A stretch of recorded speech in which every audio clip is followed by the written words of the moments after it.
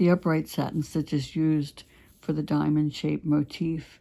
We're going to start with the top row, which is worked with one of the olive greens. And I'm using a slightly darker color than what's called for, just so that you can see it clearly. Now the first row is going to be worked from left to right. So I'm going to put my waist knot over here to the right.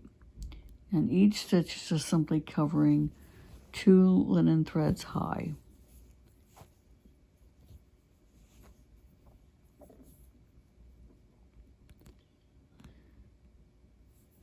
So on the back, I'm making sure that I'm catching the tail of the beginning thread. And we're going to work between each one of the linen threads. Each one of the stitches just 2 linen threads high.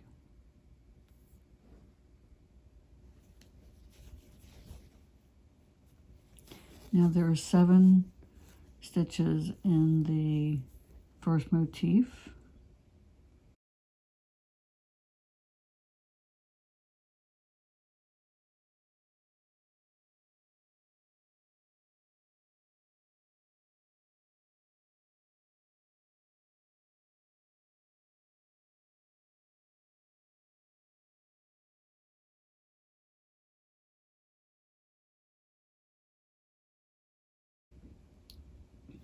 Be careful of your tension. You don't want to pull this and disturb the linen threads surrounding the stitch. Now with the 7th stitch, the next one, I'm going to come down 2 threads directly below it. So when I begin the stitch 2 threads below, when I exit, I'm actually sharing a hole with stitch number 7.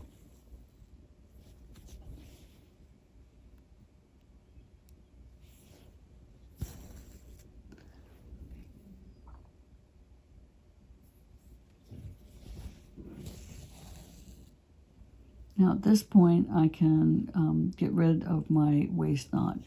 And just as I've done before, rather than cutting it off on the front, I find it a little easier to cut it from the back. Now usually I don't leave my working thread on the back as well, because that can be confusing, but I did this time. So just make sure that you're just cutting the original tail.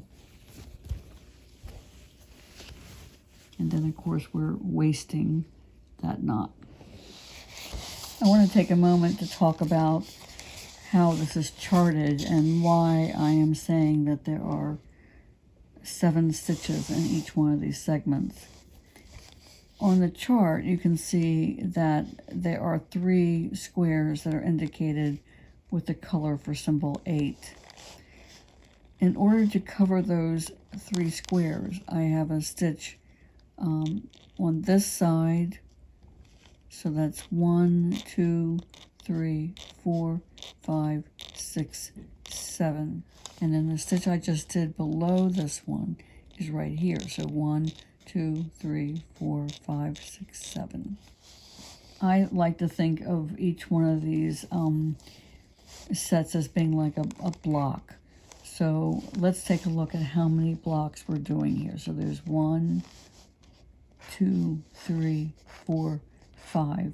And at that point, we're going to be changing direction. Now that the tail of my beginning thread is nice and secure, I can sew the stitch rather than poke and pull if I would like.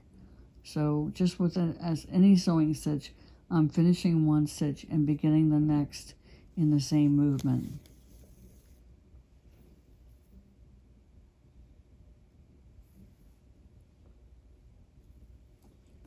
Keep your tension even. This is not a pulled thread stitch. So that's 4. This finishes 5 and begins number 6. Finishes 6 and begins number 7. And this might be a good time to, whoops, almost got that tangled up. to again explain why we have 7 stitches. Remembering that each square on your chart is representing 2 linen threads wide and 2 linen threads high. So looking up here at the top, I'm covering, so starting here, I'm covering 2, 4, 6 threads with the last stitch. Same thing with this section.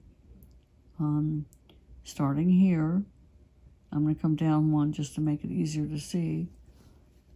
We're covering 2, 4, 6 threads.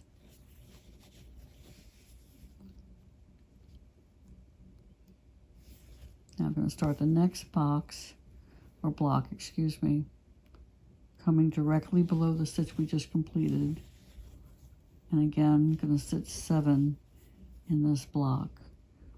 And once I get that established, I'm going to start sewing because I just enjoy stitching that way. You can certainly poke and pull if you would like. Just make sure that all the satin stitches are being executed in the same direction. And this is another thing to kind of get your head wrapped around. Even though I'm inserting my needle from top to bottom, the stitch is actually being stitched from bottom to top. So from bottom to top, and then the next stitch starts at the bottom.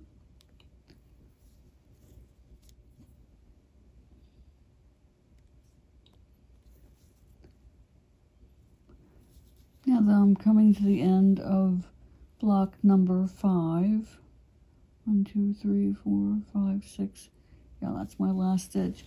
I'm going to get us started on the next block, which is actually going to be down here. But then I'm going to park my thread so that I can start the next color in that's going to fill in here. The next block is going to be directly below block number 4. But to get over there, what I'm going to do is on the back, and we can take a look at the back at this point. Basically, we have very similar looking stitches. They're just slightly slanted. So my next stitch is going to actually be right here. So to get there, I want to slip my thread under these existing stitches.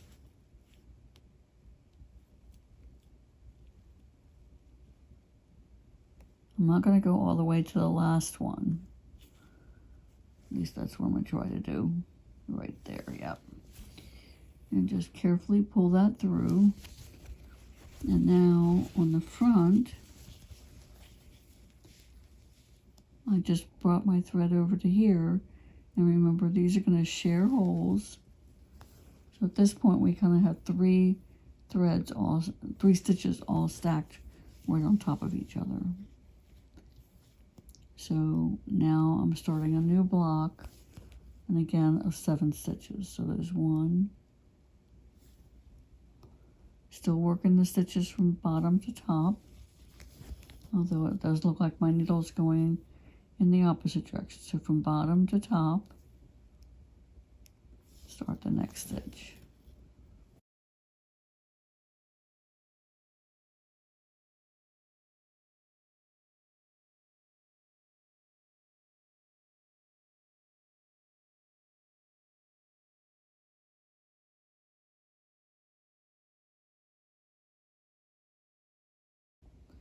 And with this stitch, I'm going to stop with this color for just a moment. I'm just going to park my thread. And again, I park just by bringing my thread, my working thread, away from where I'm stitching. And I just take these big kind of loping stitches just to get my thread out of the way. And now I'm going to thread my needle with the next color. Again, I'm using a slightly darker color just to make it easier for you to see. Now, the next block is going to be right below the first one, not sharing holes with anything. So again, I'm going to put my waist knot over here and bring my needle right here. These stitches continue to be 2 threads high, and we're making one in between every set of linen threads. What some people mention that you're stitching in the gutter or you're stitching in the channel, where you're making your stitches not over threads, not over intersections, but instead just working between sets of linen threads. And again, I'm poking and pulling the first set to make sure that I'm catching the tail on the back.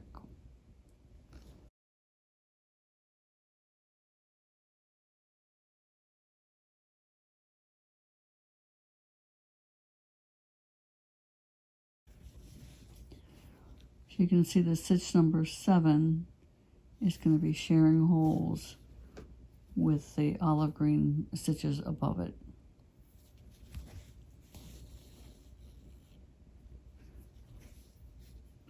And now I'm going to bring my needle to the front this time, so there's no confusion about cutting off my waist knot, especially since I didn't leave a very big lead.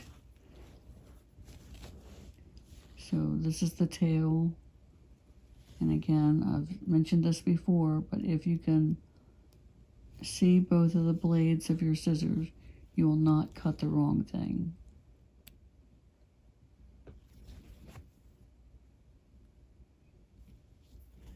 Now for the pink, you only have 3 blocks before you change direction. But again, my stitch number 7 is going to be sharing holes with both of these sets of the olive green. Just like that. Now my next pink block is going to be down here. So again, I want to tunnel under these stitches and come out right here to complete that next stitch.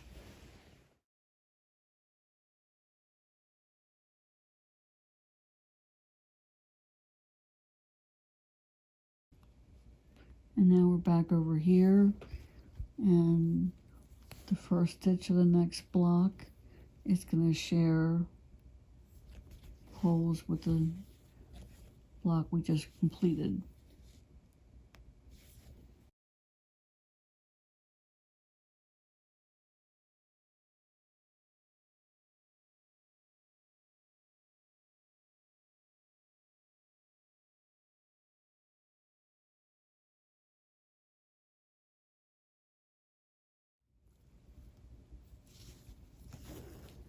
And I just want to double check my number of stitches. I think I have 6 at this point. 1, 2, 3, 4, 5, 6.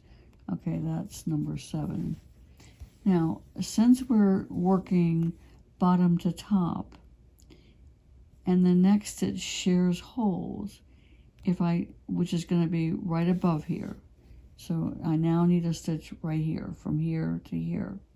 So if I continue stitching from bottom to top, of course, what's going to happen is I'm going to undo that stitch. We don't want that to happen. So how do we combat that? Well, the obvious thing is to simply change direction. So at this point, to start going top to bottom. But you see what happens with this last stitch? See how before it like gets rounded this way, and now instead it's sweeping up this way.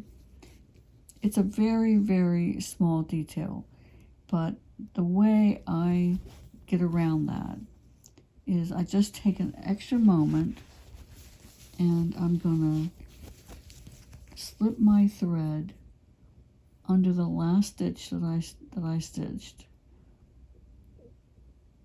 and that sort of anchors it on the back. Okay, and now let's see what happens. So now I really have 2 choices. One is I've anchored that thread.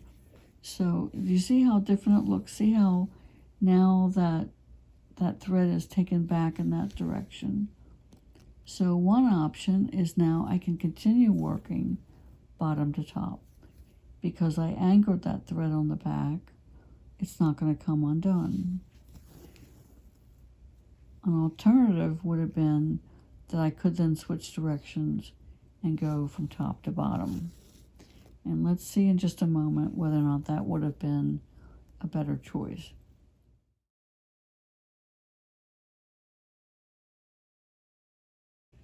Now, had I switched direction back here, I would have solved my problem. I'd be working top to bottom. So let's see what happens if I did that instead.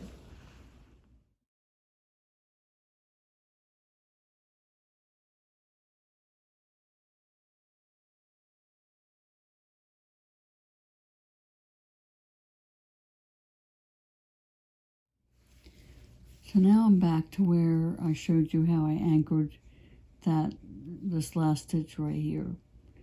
So now, instead of working bottom to top, what if I went from top to bottom?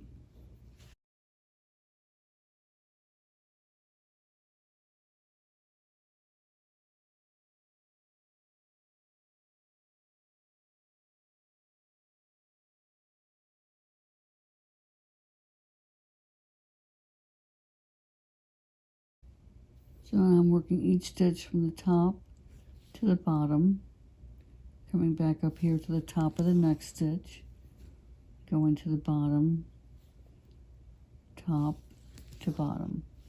And I better count here. 1, 2, 3, 4, 5, 6, 7. Okay, now the next block is going to go up from here. And this is where changing the direction solves the problem, that I can just go from top to bottom again.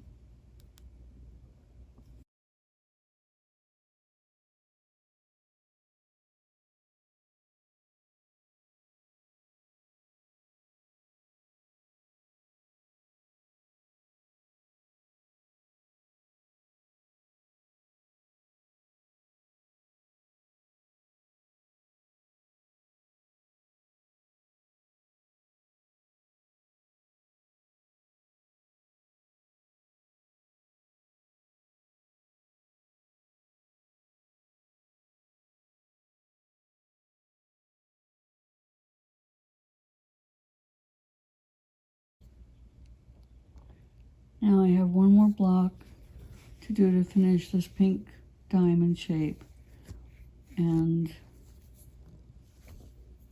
all I need to do is tunnel under. Let me just check my numbers here. 2, 4, 6, 7. Gonna bring my working thread under my existing stitches.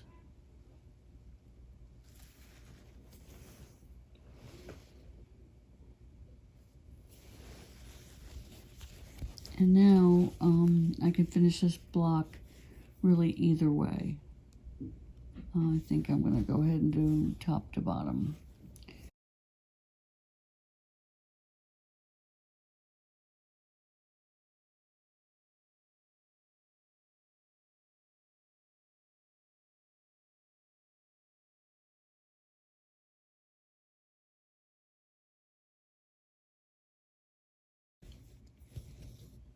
And then I'll have one more block to do in the middle of the darkest, well, I shouldn't say the darkest mauve color, but one of the darker mauve colors. And again, to know which color, it does mention it in the stitch directions, but you can also just read the chart and just see which color is being called for. And so this is my last stitch right here.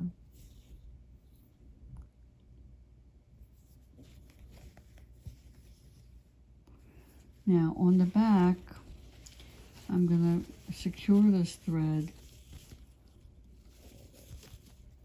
by going under the stitches I just completed, mainly because this next one, I already have a thread buried in there because that was my very first block.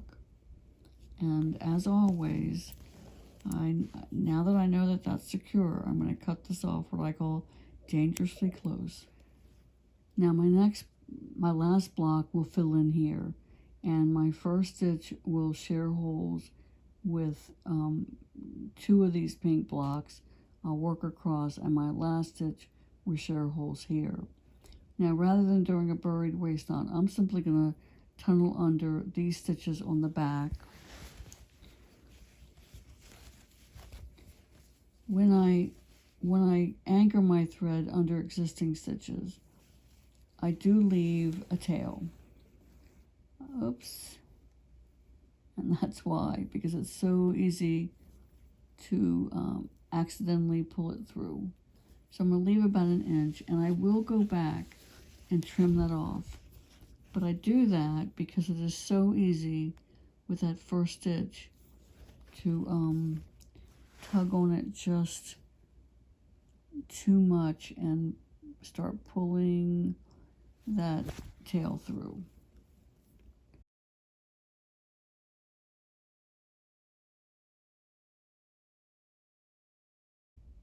So if I've done all my counting right, I'll have exactly 7 stitches across here.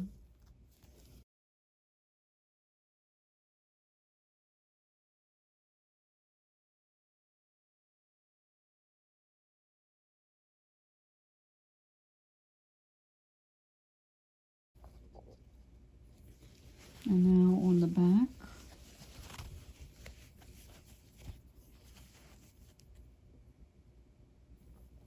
I'm going to anchor my thread under these stitches.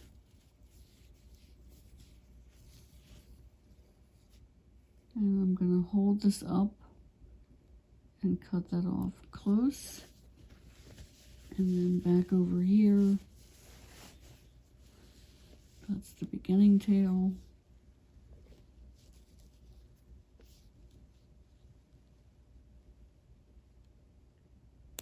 Cut that one off close too. So now all I have to do is rethread my needle with the olive color and continue. And when I get here, I'll be sharing a hole here and continue across. And when I need to change direction to go up, I can do the same thing I did when I was doing the pink.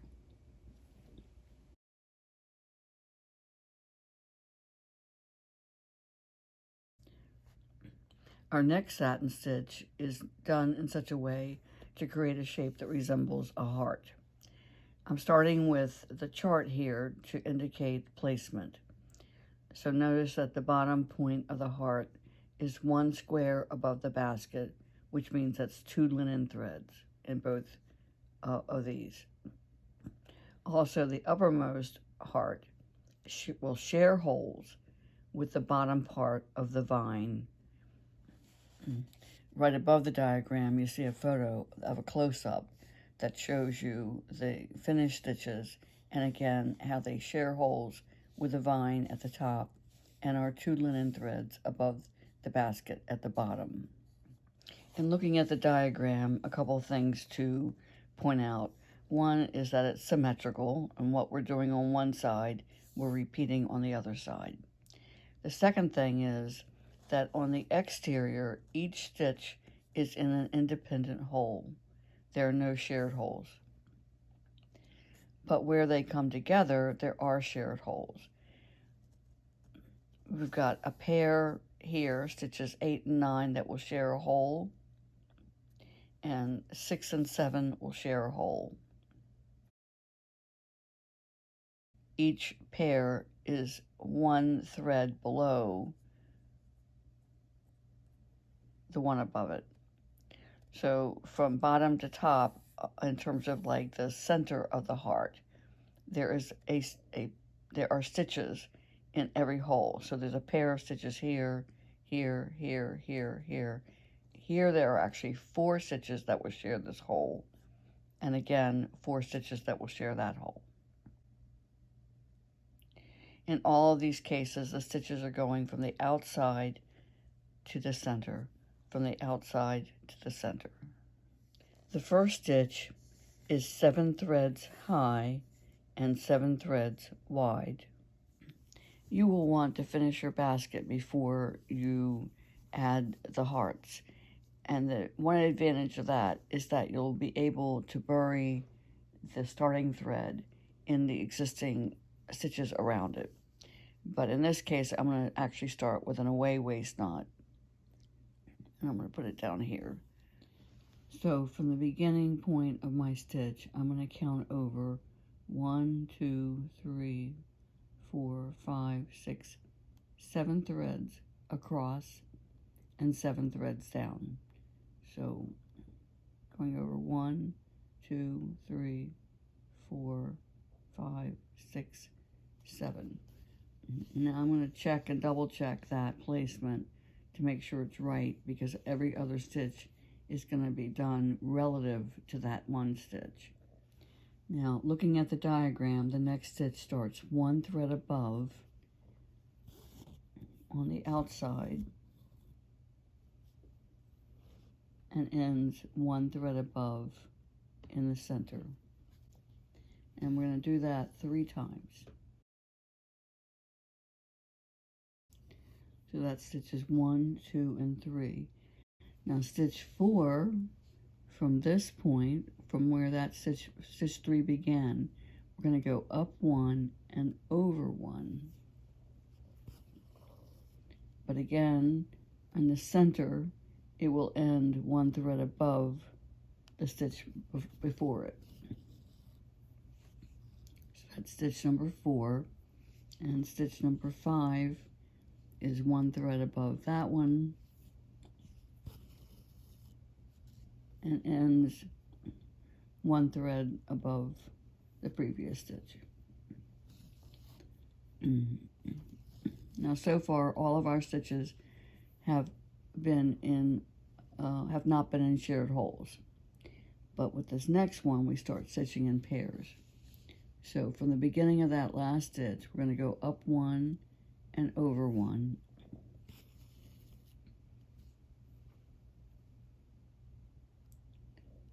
Our last stitch ended here. Whoops.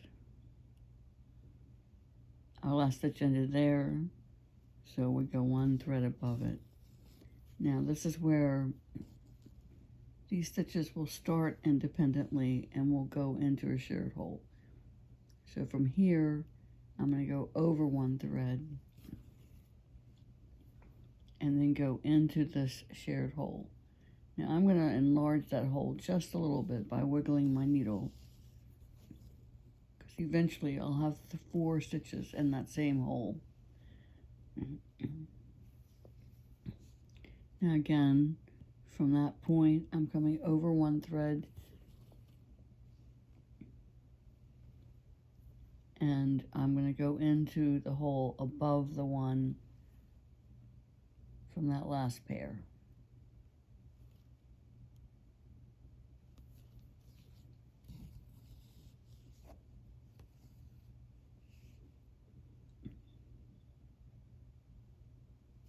And again, I'm going to come over 1 thread and go into that shared hole.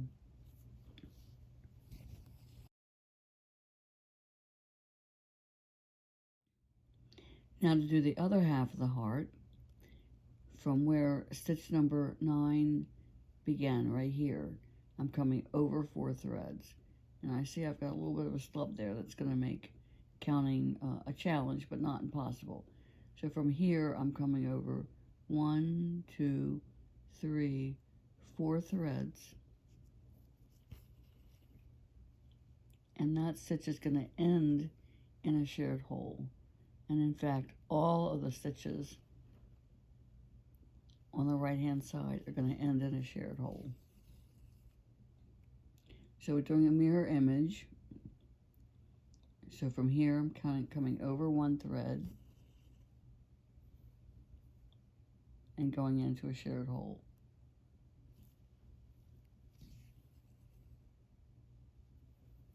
Now I want to make sure that I'm keeping these threads parallel to each other. And the next stitches, we're going to go 1 thread over to the right. And rather than going into that first shared hole, we're going into the one below it.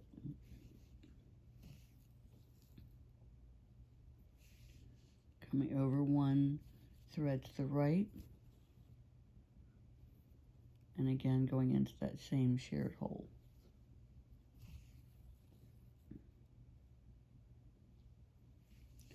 Now from here, I'm coming over one and down one,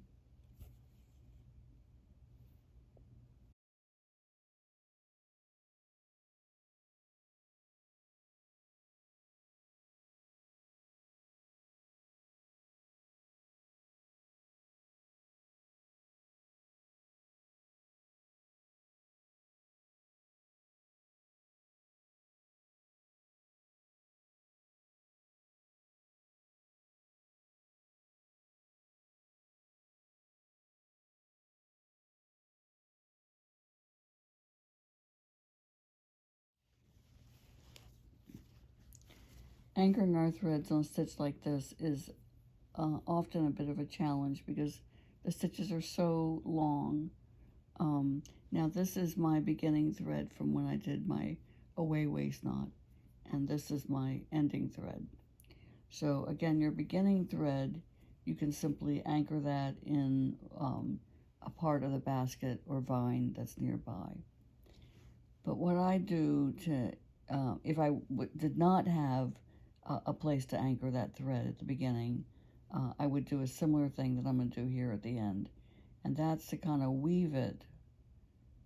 If I just go over and under threads on the back in one direction, making sure that you don't pull because you don't want to disturb the threads on the front. And then I go back, trying to go over the ones I just went under and under the ones I just went over.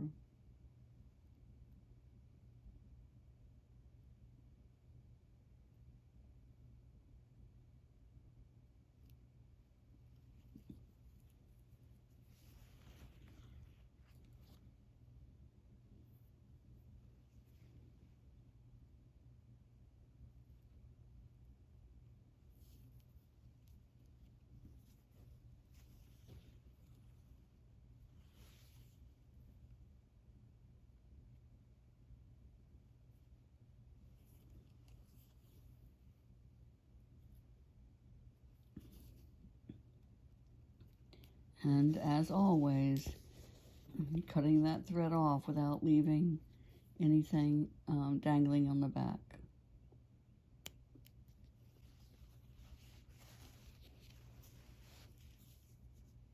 And that's a satin stitch heart.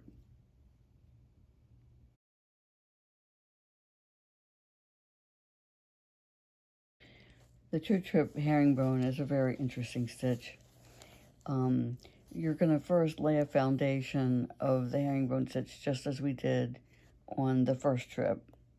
And again, it doesn't really matter whether you started at the bottom or at the top, but you'll do the opposite for the second trip. So the shaded stitches are indicating a row of single herringbone stitches that have been done first. And then the second one is going to simply fill in the spaces. So it's done the same way. We have a compensating stitch that's 2 threads high.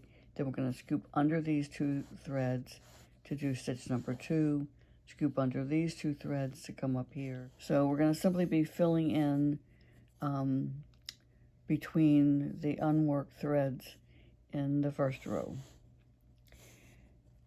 Now, on your sampler, this is done in the 2 trips are done in the same color.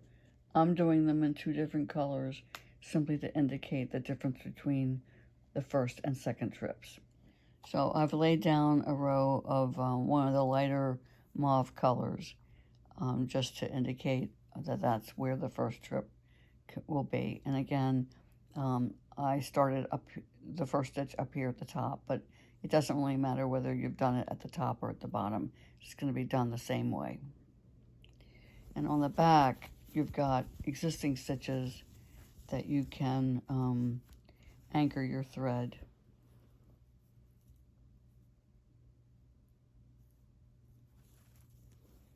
Now, you'll have many more stitches places to anchor your thread than than I have here because I did such a short row in order to demonstrate this. But you can work it back and forth. We start with the compensating stitch, which is going to be in a shared hole over here on the far left.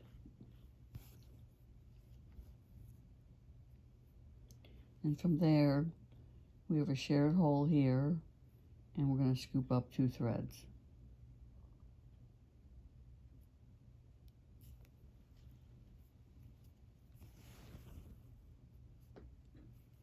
Now, for the rest of the row, we have only shared holes. And this is what makes this really easy. Just do make sure that your first trip is accurate, because then your second trip totally depends on where you have unworked threads.